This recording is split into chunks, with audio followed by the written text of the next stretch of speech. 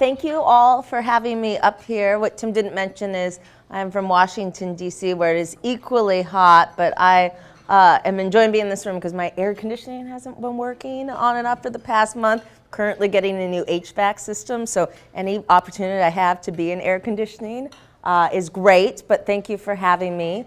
As Tim mentioned, I am the director of the National Complete Streets Coalition. I also work at Smart Growth America, where I serve as the vice president of Thriving Communities. And this idea that really we're not just about transportation or land use or housing or kind of anything you fall into that, policy, whether it's implementation, but at the end of the day, we're about creating places where people can thrive. Smart Growth America does this through a bunch of different programs. You can see up there we have programs like the National Complete Streets Coalition, which I'll talk about, Transportation for America, that really leads on a lot of our transportation policy at the state and federal level. Our Local Leaders Council, which is a network of locally elected leaders from across the United States interested in smart growth.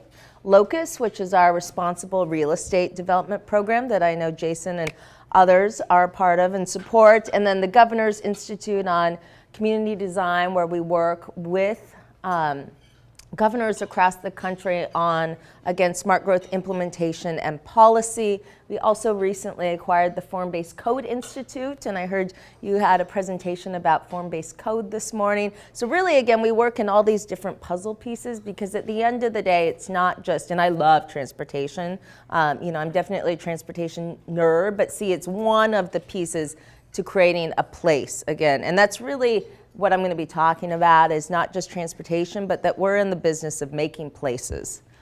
I like to just put a plug out for my own program, the National Complete Streets Steering Committee, and the National Complete Streets Coalition and the Steering Committee, because we're a group that actually predated our involvement with Smart Growth America. We're actually founded by groups like AARP and the American Public Transit Association, the National Association of Realtors, groups like the Institute of Transportation Engineers. You can kind of see everyone. We've now got state departments of transportation, we have cities, we have health groups, because this idea was really, and complete streets are, this idea that regardless of who you are or how you travel, you have that choice to get from where you are, say it's your house, to where you want to be, whether it's your job, it's school, it's where you pray or worship, it's where you need health care.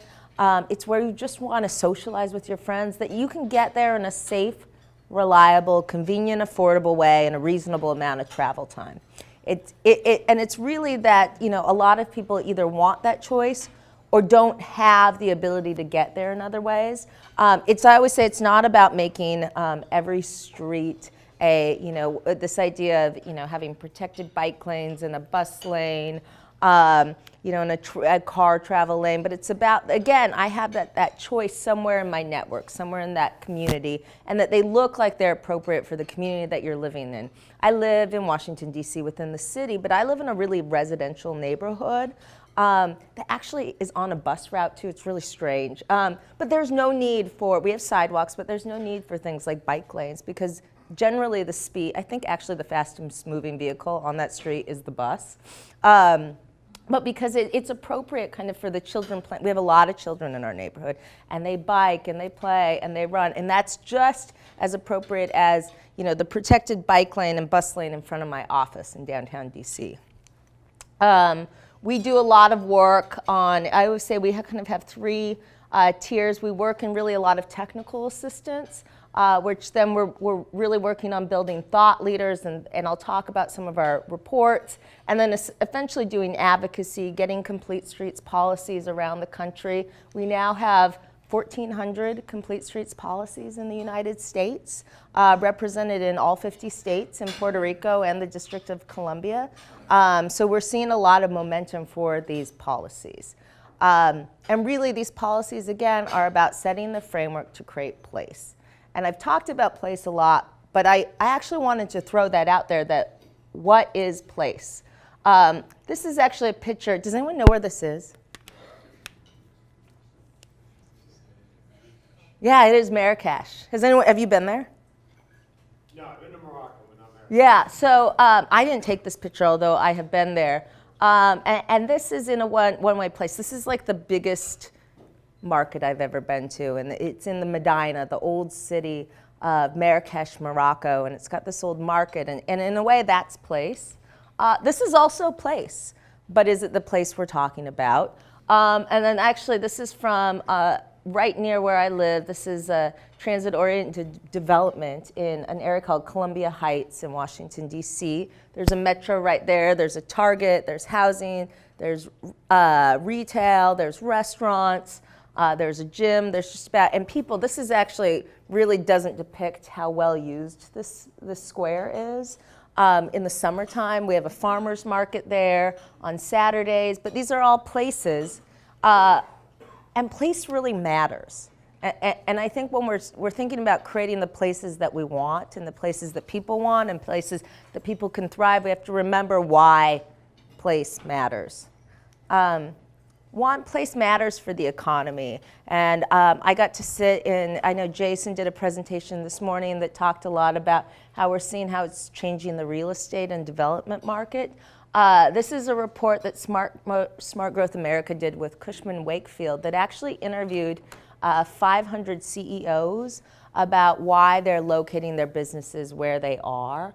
And they're moving to downtowns because and they're moving into kind of walkable cities because that's where their talent wants to go. When they're talking about, both recruiting and retaining talent, people want to live in walkable communities. I got to go to Arkansas for the first time this year, but I was in Bentonville. And does anyone know why? I'm sure someone knows why Bentonville is Walmart. So Bentonville is and the surrounding areas, Fayetteville, their downtowns are incredible.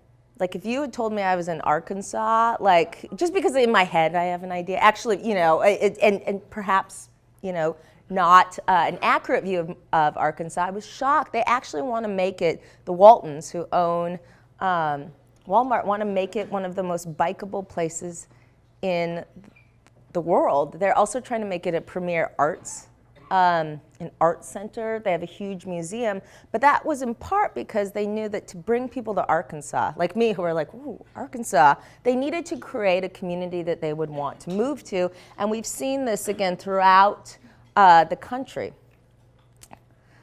Place also matters because it affects safety. The Complete Streets Coalition puts out this report called Dangerous by Design that shows the 50 most dangerous states and the 100 most dangerous metropolitan areas in the United States. I have to thank ARP because they're always the primary sponsor of this report. But what it shows is, again, place matters. When you look at the most dangerous places, they often have really car-centric land use, very suburban land use, and we're seeing that most of those fatalities are happening on those big kind of wide, we call them like wide, straight, fast streets. Oh, sorry, this thing is. And so, we're also, has anyone heard of the Urban Land Institute? We're doing a report with them right now, stay tuned in the next couple months, called Unhealthy Corridors. That essentially we have these places, and you probably instantly know when I start to describe an unhealthy corridor because we all have them, are these they're very suburban land use, there's lots of parking, they're often though not thriving economically, there's a lot of kind of vacant store lots, they're very unsafe, usually cars are traveling very fast, and these again, those places matter for those people because we're showing that there's the health outcomes, the CO2 around those communities, but also the safety, the economic opportunity. So it matters a lot. And then it affects health. So I typed this in. There's this idea called your zip code determines your health outcomes. Does that sound familiar? And I was actually first introduced to this because I am from Seattle, Washington. And I was working for the King County government at the time when they first started to talk about this idea of place affects your health. And I lived in an upper middle class neighborhood near the University of Washington. It was also probably 5 minutes away from the bridge that took you to Microsoft, just to give you a sense of the socioeconomic demographics. We're right next to this beautiful arboretum, and our convenience store was like an organic market. So you can imagine we had health outcomes or life expectancy of countries in Scandinavia, which are considered like the healthiest people in the countries in the world. And I worked for an elected official, and she represented an area around the airport. It was a majority minority area. It had high pockets of poverty. It had often no sidewalks. It had a lot of air pollution, light pollution, bad transit service, and we looked at the life expectancy, and they had the same, and I could drive between these two in 15 minutes, by the way. The people in that community had a life expectancy of people in developing countries. And it was totally based on place. They had no access to healthy food. They couldn't walk to the transit stop. So I typed this in. This is from the Robert Wood Johnson Foundation, but this is, if you typed in your zip code in Chester County, and just keep those numbers in mind. Those are actually really high. Then they pulled up this comparison, and this is Philadelphia, is kind of the distance in life expectancy depending on where you live in the city of.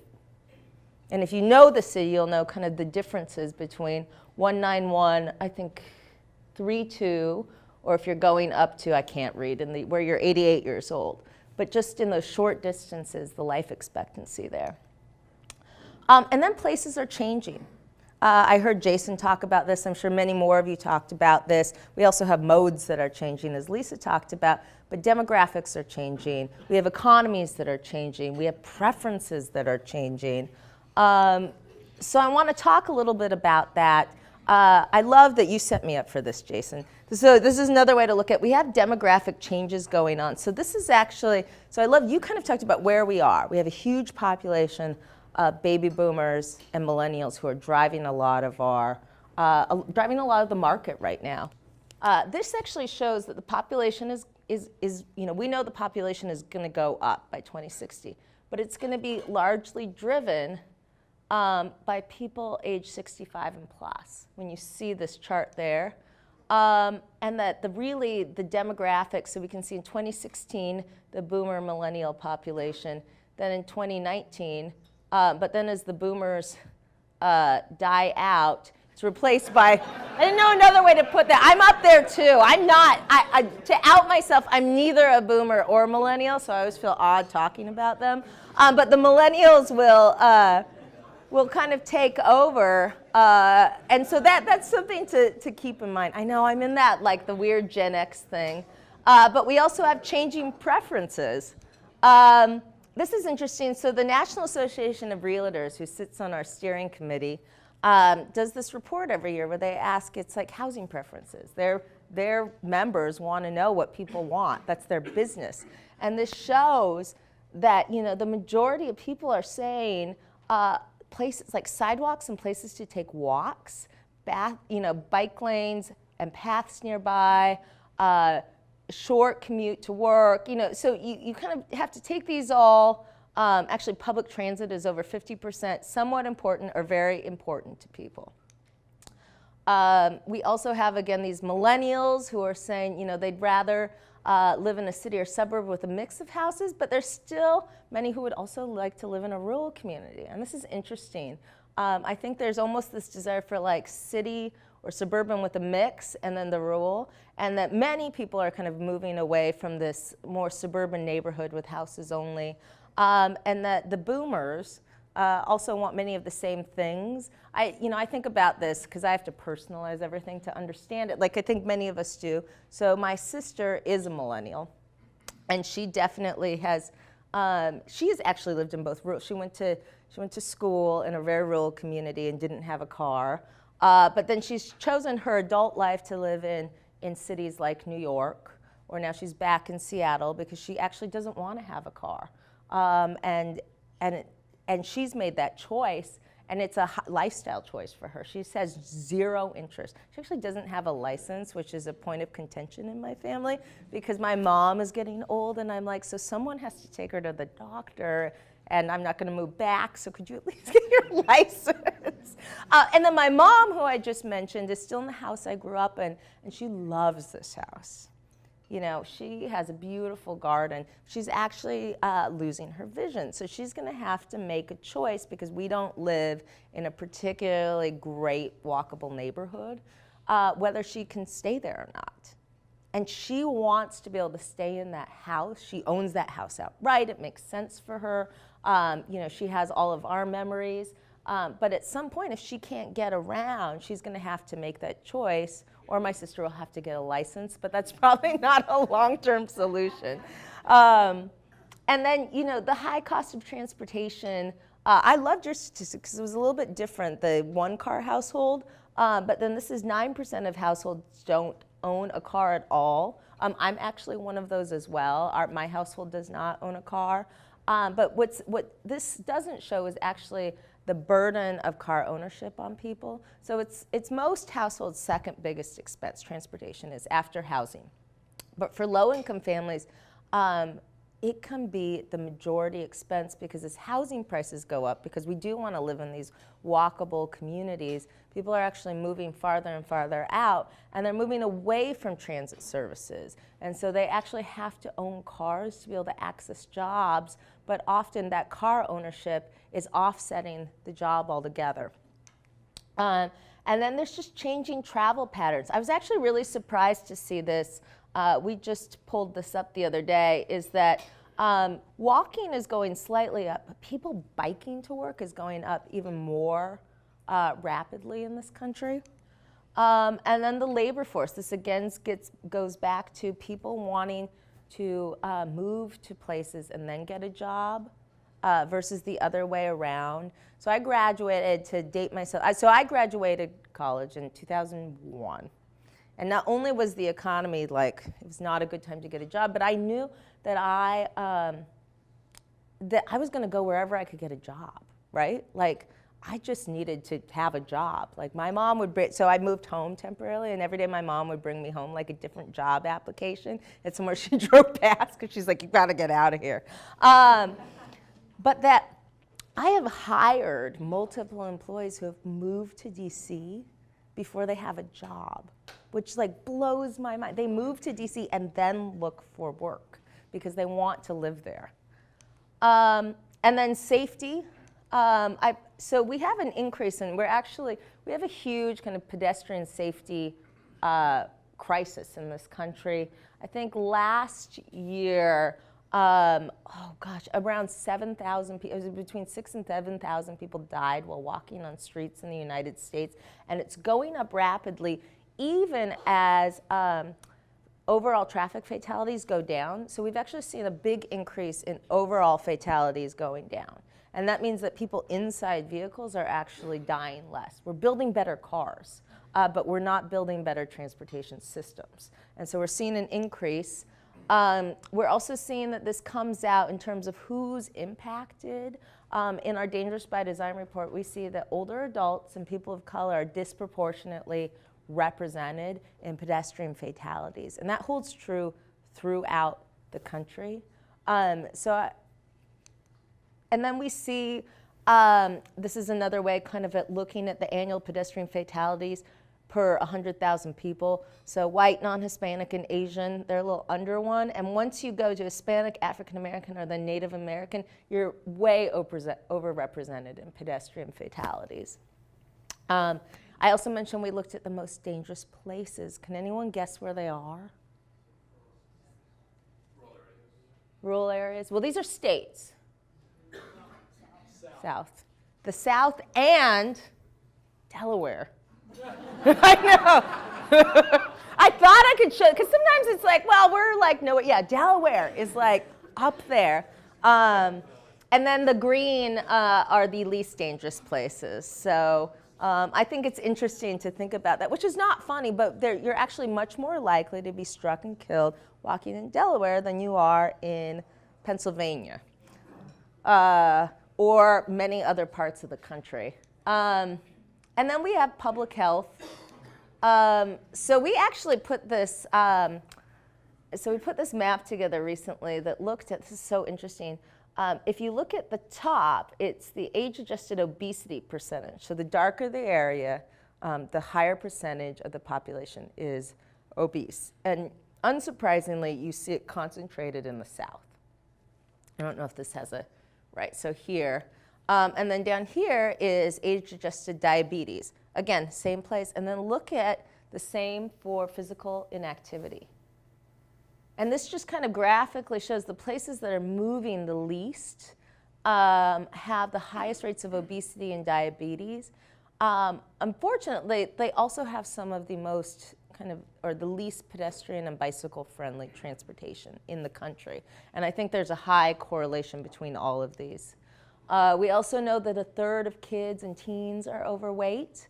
Also, the CDC came out with a report last year. So 4 out of 10 Americans are obese, and 7 out of 10, the majority of us are overweight. And this doesn't just have personal effects. This is affecting our workforce. People are calling in sick. We have higher insurance claims. There's actually been a report. There's 2 reports that have come out showing that the majority of military eligible age populations are not fit to serve in the military. There's one report that a group of retired generals called Mission Readiness put out called Too Fat to Fight. And then the Citadel actually just published a very similar report where I think it's around 75% of the age-eligible population cannot pass the basic physical fitness test for the Army. So you can see these have economic, national security, health impacts, and they just have those basic livability impacts, just that feeling that the feeling of being healthy and being able to socialize and get out there. We also have this new economy. We've talked about this, I think we're hearing a lot about this, but we are a creative, we're moving to this kind of creative, knowledge-based economy. I'm kind of lucky. I feel like in transportation, we're still like a carryover from the old economy. But I mentioned I'm from Seattle, and it was like, oh, that's how you make money. You work in this creative knowledge economy.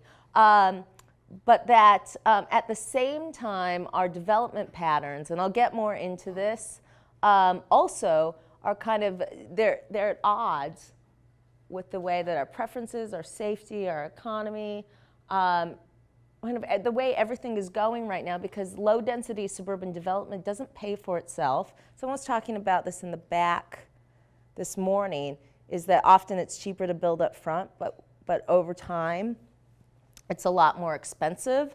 And the burden doesn't fall on the developers or on the individual homeowners, it falls on all of us. So how do we address changing places? I talk a lot about, we are from Smart Growth America. So, again, I see smart growth as really, it's creating neighborhoods where you have choices in your jobs, shops, and schools. But it's also where you put public and private investment that supports existing neighborhoods and anticipated growth. Planning investments that protect the things we value. And these are all values so much as strategies. Oh, and that create places where people can thrive no matter who they are or where they live, and they protect the environment. And they build economic strength by reducing public spending on infrastructure and helping to create places that appeal to investors right now and over time. And this is what I wanted to delve a little bit more into, is the cost savings of smart growth development, because we're talking about transit-oriented development, and in a way it's the same thing. The savings on infrastructure is often around 38%. This is from a report we did called Building Better Budgets. Savings on service is 10%, but the revenue generated is on average 10 times higher than a non-smart growth development. This is one example of showing, we did a report for the Macon-Bibb County and School District, or schools combined, and we just showed the budget impacts to the county if we did low density greenfield, so that's going out there and that's building new subdivisions, putting schools out there, versus high density greenfield, downtown infill, and then downtown infill premium. And why is that? If you think about it, and it's so, the first time I saw these, I was like, whoa, that's nuts. But then if you think about it, what's happening is, let's say a school decides it gets really cheap piece of land. And it's like, great, we're going to build the school out there, and then there's going to be some housing that follows. Well, what you're not thinking about is there's got to be sewer lines and fiber optics, and somebody's got to go pick up their trash, and we've got to have fire and EMS and police, not to mention the new roads you're going to have to build up there. And over time, they end up costing a lot of money. And if you think about it, so I live in a city, and my garbage, I live in one of those like classic DC row homes, and so like our trash is in the alley, and each trash can is about 3 feet apart from each other. But for them, they're driving out, but I don't pay, I pay the same as, I don't pay less because my neighbor's trash can is 3 feet apart than someone who lives out in a more greenfield suburban development. So that's where you start to see that, the difference. I'm also, if you're in these downtown infill and downtown infill premium, or where if you're living in DC, you're also paying more. You're paying more in taxes. You're paying more in property taxes, and so that's a benefit to the city. I'm just going to give one example, and it's from Nashville because I know this one really well. We did a fiscal impact analysis looking at revenue and cost between 3 different neighborhoods. I don't know if anybody knows Nashville very well. But we looked at the Bradford Hills, which, as you can see from this, is kind of a classic subdivision. We looked at Lennox Village, which was kind of a new urbanist development, but it was still out there. It was a greenfield. And then we looked at this area called the Gulch. It's right adjacent to downtown. And it's walkable to downtown. It's definitely a downtown premium infill. It is the place to go at night too. If you're down there, if you want to get off of like Main Street, the honky tonk, you would go there. And we looked at, again, the revenue, again, versus the cost. So you can see in Bradford Hills, which was the typical kind of suburban subdivision many of us are familiar with, it actually was, the revenue was just a little bit more than the cost per acre. But then Lennox Village, it was again about the same. But then look at the revenues compared to the cost per acre in the Gulch. And so when we're thinking about as cities, where do we want to incentivize growth?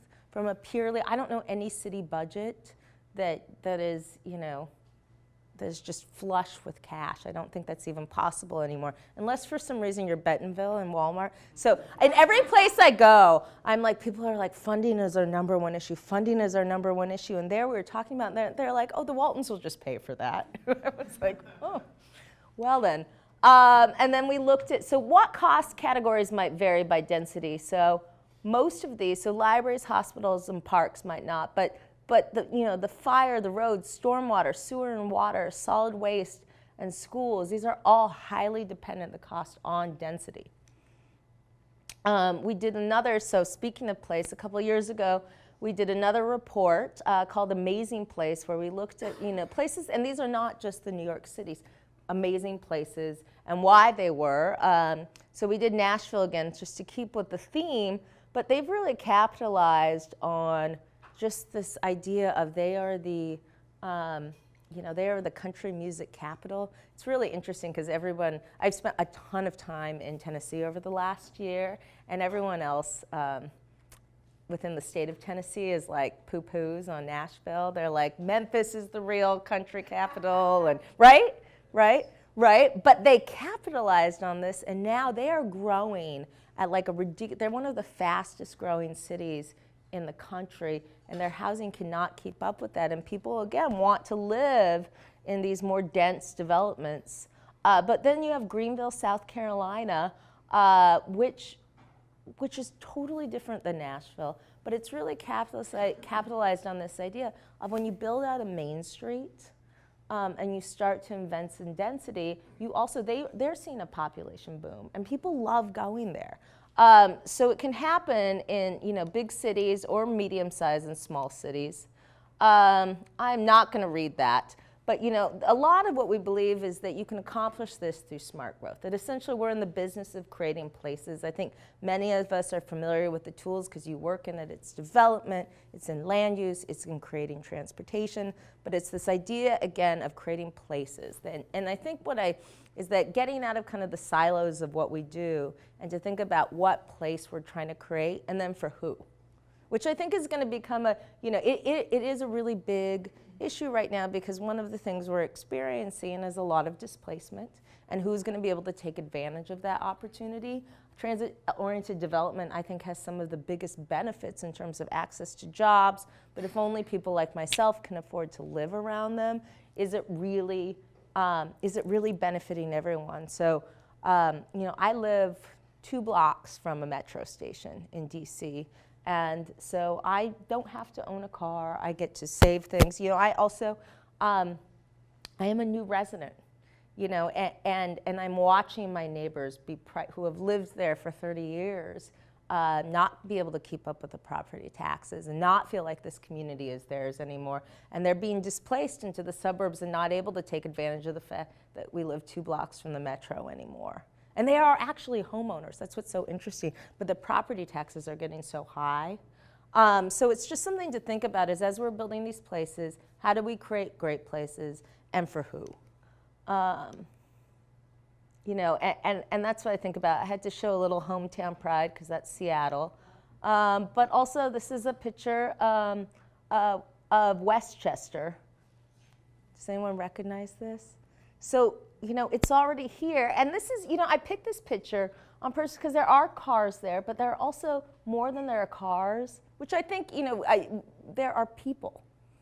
And it's so important to think about people. So what's really interesting is we were recently doing this big search of creating this presentation where we were looking at a lot of main streets and places. And what I noticed again and again in the pictures is people aren't there. People aren't in a lot of pictures when you have design renderings. And that at the end of the day, we're creating places for people, and we want to create great places for all people. And so I think that's kind of what I want to leave you at, is to remember what we're doing, and it requires everyone in this room, whether you're working with older adults or you're working with new mobility or development or transportation, or you're working in bike and ped, or you're working in transit, that you've got, we're all part of this, but at the end of the day, we are creating places. And with that, I will leave my contact information up there. All right, thank you.